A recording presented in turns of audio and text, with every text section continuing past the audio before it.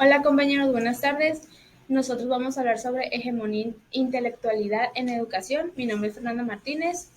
Mi nombre es Magdalena Torres Hernández, ambas somos estudiantes de Ciencias de la Educación y a continuación seguiremos con la presentación. Aquí presentaremos el encuadre de temas a exponer.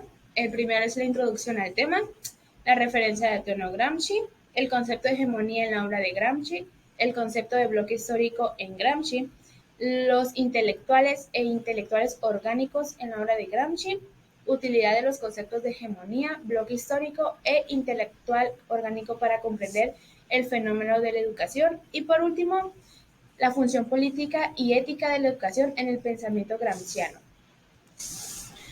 Ok, antes de iniciar el tema, vamos a darles una breve introducción, el cual la educación constituye un acto político en el pensamiento de Antonio Gramsci.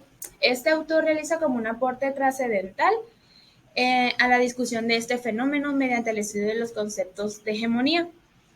La reflexión gramsciana nos aproxima al concepto de hegemonía y sus vinculaciones ineludibles en la educación y la política. Tiene como la relación de analizar más que nada resaltando las tres cuestiones centrales, la función intelectual eh, y un bloque histórico y lo que tiene que ver lo ético como constituyentes principales de la educación. Aquí hablaremos un poco sobre Antonio Gramsci, en qué fue. Fue un periodista y activista italiano conocido y célebre por desarrollar los roles de la cultura y la educación dentro de las teorías de economía, política y clases del marxismo. El concepto para Gramsci de hegemonía es la capacidad de guiar, por lo tanto implica dirección política, intelectual y moral. El concepto de hegemonía es un principio central del desarrollo del pensamiento político y educativo de Gramsci. El concepto de bloque histórico, pues en Gramsci es como el concepto de entre la unidad, la naturaleza y el espíritu, que es la estructura y la superestructura, que es como los contrarios de los distintos. Gramsci más que nada toma como el concepto de estructura como la tradición marxista, que es la cual defiende la idea de toda sociedad, que debe ser como el principio estudiado desde un aspecto.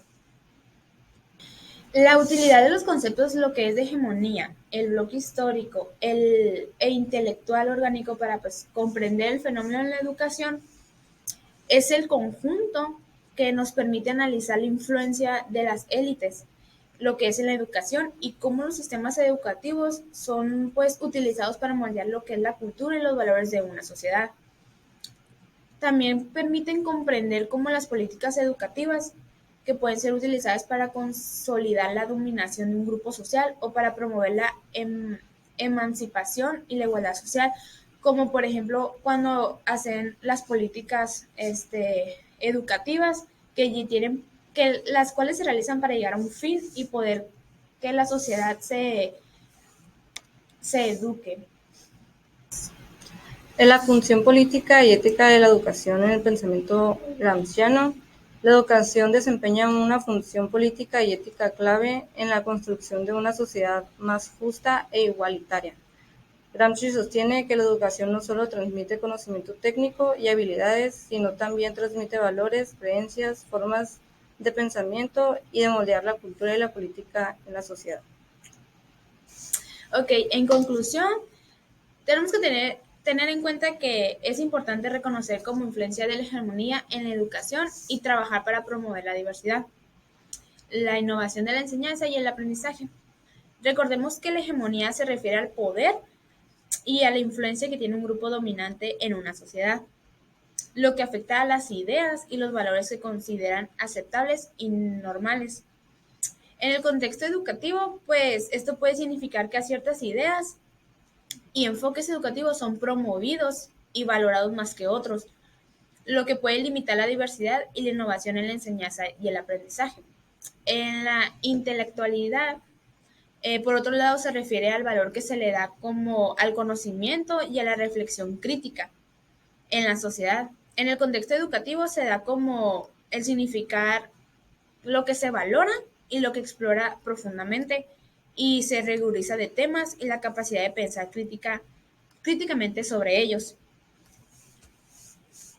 Y por último, aquí están las referencias.